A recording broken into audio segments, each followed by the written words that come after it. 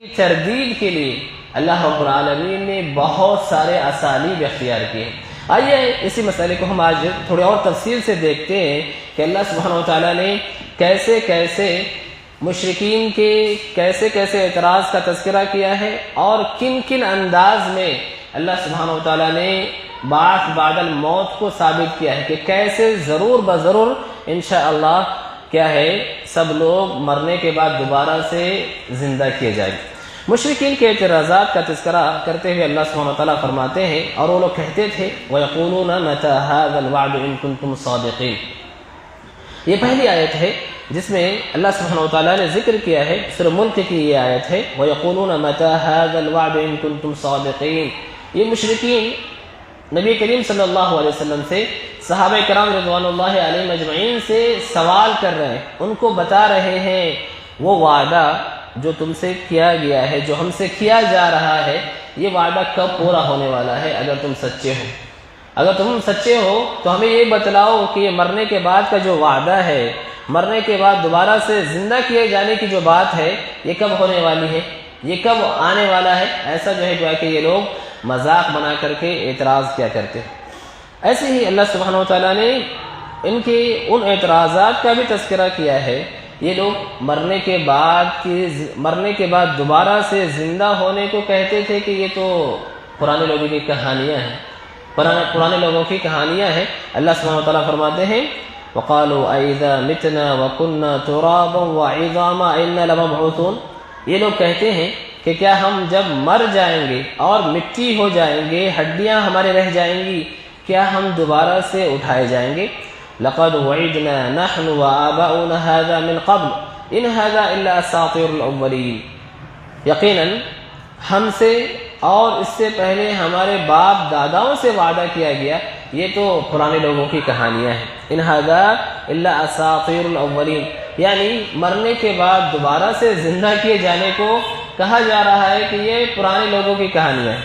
یہ مشرکین کے اعتراض تھے، بلکہ اور بھی مذاق بناتے تھے کہ آئے تم لوگوں کو اس آدمی کی طرف تمہاری رہنمائی نہ کی جائے جس کا دعویٰ ہے کہ ہم مرنے کے بعد دوبارہ سے زندہ کیے جائیں گے۔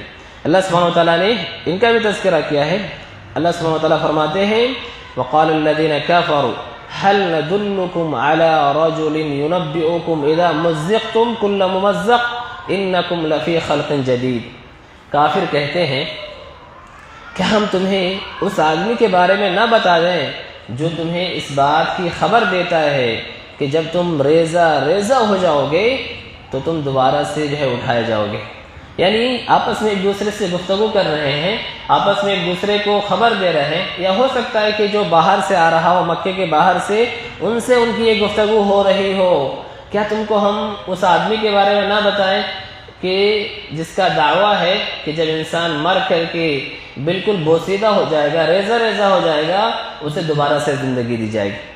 تو یہ اور اس طرح کے ان کے مختلف اعتراضات تھے جس کا اللہ رب العالمین نے قرآن مجید میں تذکرہ کیا ہے۔ یہاں پہ میں نے بہت سے آیتیں ذکر کی ہیں لیکن سب کا پڑھنا مشکل ہے۔ اب ہم یہ ذکر کرتے ہیں کہ اللہ سبحانہ وتعالیٰ نے ان اعتراضوں کا جواب کیسے کیسے دیا ہے، کیسے کیسے اللہ سبحانہ وتعالیٰ نے بتلایا ہے کہ تم ضرور مرنے کے بعد اٹھائے جاؤ گے۔ اس کی کیا دلیلیں ہیں، کیا صورتیں ہیں۔ اللہ سبحانہ وتعالیٰ نے جن چیزوں کو بطور دلیل ذکر کیا ہے کہ ہم مرنے کے بعد ضرور اٹھائے جائیں گے، وہ کچھ پوائنٹس ہیں، ہم اسے غور سے سنیں۔ اللہ سبحانہ وتعالیٰ نے جن چیزوں کا تذکرہ کیا ہے کہ انسان مرنے کے بعد دوبارہ سے اٹھایا جائے گا، وہ انسان کی پہلی بار تخلیق ہے، انسان کی پہلی بار تخلیق ہے۔ دیکھیے کسی بھی چیز کا ایجاد کرنا، کسی بھی چیز کو بنانے میں انسان کو پہلی مرتبہ دشواری ہوتی ہے کہ نہیں؟ کوئی بھی چیز انسان جب پہلی مرتبہ بناتا ہے تو اس کو بنانے میں یا اس کو ایجاد کرنے میں بہت تکلیف ہوتی ہے، دشواری ہوتی ہے، لیکن جب وہ چیز بن جاتی ہے تو اس چیز کو دوبارہ سے بنانے میں اس کو دشواری نہیں ہوتی۔ اسی چیز کو اللہ رب العالمین نے بطور دلیل ذکر کیا ہے کہ جب تم کو اللہ نے پیدا کر دیا ہے، جب تم کچھ نہیں تھے، جب اللہ رب العالمین نے تمہیں پیدا کر دیا ہے تو اس کا مطلب یہ ہوا کہ دوبارہ سے پیدا کرنا تو اور آسان ہو جائے گا۔ اگر ہم دنیاوی اعتبار سے بھی دیکھتے ہیں، کوئی چیز اگر کوئی بناتا ہے تو گویا کہ اس کو پہلی مرتبہ اس چیز کے بنانے میں دشواری ہوتی ہے، لیکن جب وہ چیز ایک بار بن جاتی ہے تو انسان کو اس میں کسی قسم کی عموماً دشواری نہیں ہوتی۔ تو اللہ رب العالمین نے اس نقطے کو بھی، اس پوائنٹ کو بھی بتلایا ہے کہ جب اللہ تم کو پہلی مرتبہ پیدا کرنے پر قادر ہے، جب اللہ نے تم کو پہلی مرتبہ پیدا کیا ہے جب تم کچھ نہیں تھے، تو پھر دوبارہ پیدا کرنا، دوبارہ سے اٹھانے میں کیا تکلیف ہے، دوبارہ سے اٹھانے میں کیا پریشانی ہے۔ اس طرح کی متعدد آیتیں اللہ سبحانہ وتعالیٰ نے قرآن مجید میں ذکر کی ہیں۔ کچھ آیتیں آپ کو پڑھ کے سناتے ہیں۔ اللہ سبحانہ وتعالیٰ فرماتے ہیں وَقَالُوا أَإِذَا كُنَّا عِظَامًا وَرُفَاتًا أَإِنَّا لَمَبْعُوثُونَ خَلْقًا جَدِيدًا، اور وہ لوگ کہتے ہیں کہ جب ہم ہڈیاں ہو جائیں گے اور بالکل بوسیدہ ہو جائیں گے، کیا ہم دوبارہ سے نئے طور پر ہم اٹھائے جائیں گے؟ اللہ سبحانہ وتعالیٰ کہتے ہیں قُلْ كُونُوا حِجَارَةً أَوْ حَدِيدًا، تم کیا ہو جاؤ، تم جو ہے پتھر بن جاؤ یا لوہا بن جاؤ، او خلقا مما یکبر فی صدورکم، یا کوئی ایسی چیز بن جاؤ جس کو تم بہت ہی بڑا سمجھتے ہو، کوئی بھی چیز جس کو تم بہت بڑا سمجھتے ہو وہ تم بن جاؤ۔ فَسَيَقُولُونَ مَن يُعِيدُنَا، پھر وہ لوگ کہیں گے کہ ہمیں ان چیزوں میں تبدیل ہونے کے بعد کون ہمیں دوبارہ سے اعادہ کرے گا؟ اللہ سبحانہ وتعالیٰ فرماتے ہیں قُلِ الَّذِي فَطَرَكُمْ أَوَّلَ مَرَّةٍ، تم کو دوبارہ سے زندہ کرنے پہ وہ ذات قادر ہے جس نے تم کو پہلی مرتبہ پیدا کیا ہے، جس نے تم کو پہلی مرتبہ پیدا کیا ہے۔ تو اللہ تعالیٰ نے پہلی مرتبہ پیدا کرنے کو دلیل بنایا ہے کہ انسان دوبارہ سے کیا کیے جائیں گے، دوبارہ سے ضرور بضرور جو ہے اٹھائے جائیں گے۔ ایسے ہی اللہ سبحانہ وتعالیٰ فرماتے ہیں وَهُوَ الَّذِي يَبْدَأُ الْخَلْقَ ثُمَّ يُعِيدُهُ وَهُوَ أَهْوَنُ عَلَيْهِ وَلَهُ الْمَثَلُ الْأَعْلَى فِي السَّمَاوَاتِ وَالْأَرْضِ وَهُوَ الْعَزِيزُ الْحَكِيمُ وَهُوَ الَّذِي يَبْدَأُ الْخَلْقَ، وہی ذات ہے جو انسان کی تخلیق کا آغاز کرتا ہے، پھر وہ دوبارہ سے اس کا اعادہ کرتا ہے، اور یہ دوبارہ سے اعادہ کرنا اس کے لیے بہت ہی آسان ہے۔ وَلَهُ الْمَثَلُ الْأَعْلَى، اور اللہ رب العالمین ہی کے لیے بلند و بالا مثالیں ہیں، چاہے وہ آسمان میں ہو چاہے وہ زمین میں ہو، اور وہ نہایت ہی عزیز اور حکمت والا ہے۔ یہاں بھی غور کریں اس آیت میں کہ اللہ سبحانہ وتعالیٰ نے ذکر کیا کہ اللہ تعالیٰ جب پہلی مرتبہ پیدا کر چکا ہے تو دوبارہ سے اعادہ کرنا اس کے لیے بہت ہی آسان ہے، بہت ہی آسان۔ وَهُوَ أَهْوَنُ عَلَيْهِ قرآن میں کہا، اور یہ اس میں تفضیل کا صیغہ ہے، اس کا معنی یہی ہوتا ہے کہ یہ بہت ہی آسان کام ہے۔ تو اللہ سبحانہ وتعالیٰ نے کافروں کو یہ بتلایا کہ جب انسان کو اللہ نے پہلی مرتبہ پیدا کر دیا ہے تو دوبارہ سے اس کام کا اعادہ کرنا اللہ کے نزدیک معمولی بات ہے، نہایت ہی آسان بات ہے۔ تو یہ پہلے نقطے کے تحت، پہلی پوائنٹس کے تحت جو ہے دو آیتیں ہم نے دیکھی، یعنی اللہ نے کیا بتلایا کہ ہم پہلی مرتبہ جب جیسے پیدا کرنے پر قادر ہیں، گویا کہ دوبارہ اٹھانا ہمارے لیے نہایت ہی آسان ہے۔ دوسرا جو نقطہ اللہ رب العالمین نے مرنے کے بعد دوبارہ زندہ کرنے کے سلسلے میں ذکر کیا ہے وہ یہ ہے کہ انسان سے بڑی مخلوقات بھی ہے کہ نہیں؟ انسان جیسے اللہ کی ایک مخلوق ہے، ویسے ہی اللہ رب العالمین کی انسان سے بڑی بڑی اور بھی مخلوقات ہیں، جیسے کہ آسمان ہے، زمین ہے۔ تو اللہ تعالیٰ جب اتنی بڑی بڑی مخلوقات کو پیدا کرنے پر قادر ہے تو گویا کہ اس سے چھوٹی مخلوقات کو پیدا کرنا اللہ کے لیے کیا مشکل ہے۔ اس طرح کی متعدد آیتیں اللہ رب العالمین نے قرآن مجید میں ذکر کی ہیں۔ یہاں ہم ایک عقلی مثال سمجھتے ہیں، ایک عام سی مثال سمجھتے ہیں جو ہمارے ساتھ ہوتا آ رہا ہے۔ فرض کریں کہ ہم میں سے کسی آدمی کو مثلاً 50 کلو وزن جو ہے اٹھانے کی عادت ہو، تو کیا اس آدمی کے لیے 5 کلو وزن اٹھانے کا کوئی مسئلہ ہوگا کیا؟ یعنی جو آدمی 50 کلو 100 کلو بالکل آسانی سے اٹھا سکتا ہو، اس آدمی کو 5 کلو 10 کلو 40 کلو مثلاً اس سے کم مقدار میں وزن اٹھانا اس کے لیے دشوار بات ہوگی، تکلیف کی بات ہوگی؟ یہ بالکل نہیں ہوگی۔ ویسے ہی اللہ رب العالمین کہتے ہیں کہ انسان سے بڑھ کر کے اس سے اور بھی بڑی بڑی مخلوقات ہیں۔ جب اللہ تعالیٰ کو ان بڑی مخلوقات کو پیدا کرنے میں کوئی دشواری نہیں ہے تو اے انسانوں، تم کو دوبارہ سے پیدا کرنے میں کیا پریشانی ہے، کیا حرج ہے؟ اللہ سبحانہ و تعالیٰ نے اس طرح کی بہت سی آیتیں قرآن مجید میں ذکر کی ہیں۔ اللہ سبحانہ و تعالیٰ فرماتے ہیں لَخَلْقُ السَّمَاوَاتِ وَالْأَرْضِ أَكْبَرُ مِنْ خَلْقِ النَّاسِ وَلَكِنَّ أَكْثَرَ النَّاسِ لَا يَعْلَمُونَ۔ لَخَلْقُ السَّمَاوَاتِ وَالْأَرْضِ، زمین و آسمان کا پیدا کرنا اللہ کے نزدیک لوگوں کو پیدا کرنے سے کہیں بڑا معاملہ ہے، لیکن بہت سے لوگ جانتے نہیں ہیں۔ تو اس طرح کی آیتوں میں یہ بات بتلائی گئی ہے کہ اللہ سبحانہ و تعالیٰ جب انسان سے بڑے مخلوق کو پیدا کر سکتا ہے تو ظاہر بات ہے کہ انسان تو ان مخلوقات کے سامنے، آسمان کے سامنے، زمین کے سامنے ایک انسان کی کوئی حیثیت نہیں ہے۔ ان مخلوقات کے آگے، ان مخلوقات کی انسان کی گویا کہ انسان کو پیدا کرنے میں کوئی پریشانی نہیں، کوئی دشواری نہیں ہے۔ تیسری جو صورت ہے وہ یہ ہے کہ اللہ تعالیٰ نے قرآن مجید میں بعد الموت کے لیے جو بطور دلیل ذکر کیا ہے کہ اللہ سبحانہ و تعالیٰ ایک ہی چیز کو ایک حالت سے دوسرے حالت میں تبدیل کر دیتا ہے۔ ایک چیز کو اللہ تعالیٰ کیا کرتے ہیں، ایک حالت سے دوسری حالت میں جیسے تبدیل کرتے ہیں، گویا کہ ویسے ہی جب انسان مر جائے گا تو اسے دوبارہ سے اس کے پہلے حالت پر اللہ تعالیٰ زندہ کرنے پر قادر ہے۔ اس کی مثال اللہ رب العالمین نے درخت کی دی ہے کہ جیسے کہ انسان کیا کرتا ہے، آگ جلاتا ہے، جیسے کہ اللہ تعالیٰ نے سورہ یاسین میں فرمایا الذی جعل لکم من الشجر الاخضر نارا فاذا انتم منه توقدون۔ ہرا بھرا درخت ہے، اس سے جب تم آگ جلا سکتے ہو، ہرے درخت کو ہم آگ میں تحویل کر رہے ہیں، آگ میں جلانے کے کام آ رہا ہے ہمارے یہ درخت، یہ لکڑیاں ہمارے اس کام آ رہی ہیں کہ ہم اسے آگ جلانے کے لیے استعمال کریں۔ تو ایک حالت سے دوسرے حالت میں جیسے انسان تحویل کر لیتا ہے، ویسے ہی گویا کہ اللہ رب العالمین کے نزدیک یہ بات بالکل آسان ہے کہ انسان کو دوبارہ سے پیدا کیا جائے۔ اور ایک چیز یا ایک نقطہ جو اللہ رب العالمین نے بعد الموت کے لیے ذکر کیا ہے نا، وہ ہے اللہ رب العالمین کا دنیا ہی میں انسان کو بتلا دینا مردوں کو زندہ کر کے۔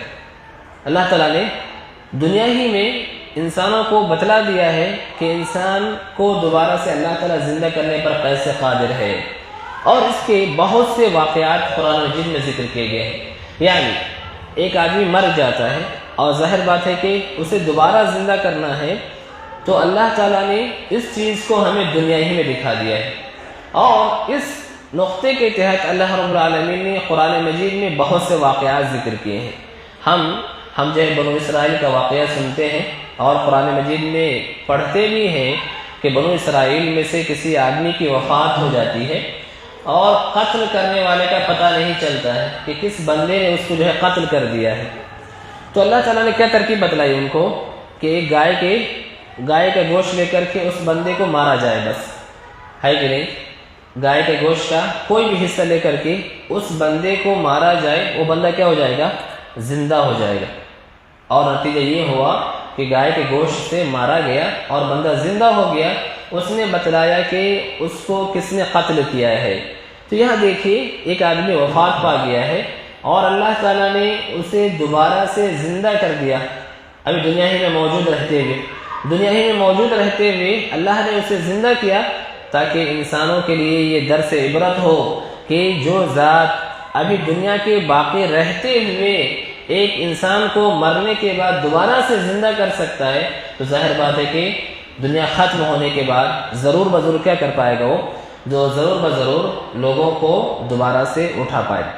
ایسے ہی اس سلسلے کی وہ واقعہ بھی ہے جس میں ابراہیم علیہ السلام نے اللہ رب العالمین سے سوال کیا، اے اللہ رب العالمین، میں دیکھنا چاہتا ہوں کہ آپ مردوں کو کیسے زندہ کرتے ہیں، ہے کہ نہیں؟ اللہ رب العالمین سے ابراہیم علیہ السلام نے سوال کیا کہ نہیں کہ آپ مردوں کو کیسے زندہ کریں گے، میں یہ دیکھنا چاہتا ہوں۔ اللہ تعالیٰ نے انہیں کیا ترکیب بتلائی کہ آپ 4 پرندے لے لیں اور مختلف پہاڑوں پہ رکھ دیں، پھر آپ برائے سب آپ کے پاس سب جو ہے کیا ہو کے آ جائیں گے، سب جو ہے زندہ ہو کر کے آ جائیں گے۔ ایسی ہی ایک واقعہ میں سے جو واقعہ مردوں کو زندہ کرنے کا ہے، غار والوں کا واقعہ ہے، اصحاب کہف کا واقعہ ہے۔ 300 سال گویا کہ وہ لوگ جو ہے سوئے رہے، مرے ہوئے رہے، پھر اللہ رب العالمین نے انہیں زندگی دی اور وہ شہروں میں گئے۔ ایسے ہی ایک اور واقعہ قرآن مجید میں ذکر کیا گیا ہے کہ جن کو مرنے کے بعد دوبارہ سے زندہ کر دیا گیا ہو۔ کہتے ہیں کہ ہزاروں کی تعداد میں بنو اسرائیل کے لوگ اپنے کسی بستی سے نکل کر گئے اور ان کا گزر ایک ایسی جگہ سے ہوا جو بالکل تباہ اور برباد تھا۔ انہوں نے کہا کہ اللہ تعالیٰ اس کو کیسے زندہ کر پائے گا، اس بستی کو اللہ تعالیٰ کیسے زندہ کر پائے گا، اس بستی کے لوگوں کو اللہ تعالیٰ کیسے زندہ کر پائے گا۔ اللہ رب العالمین نے ان تمام لوگوں کو وفات دے دی اور جو ہے پھر دوبارہ سے انہیں زندگی دی۔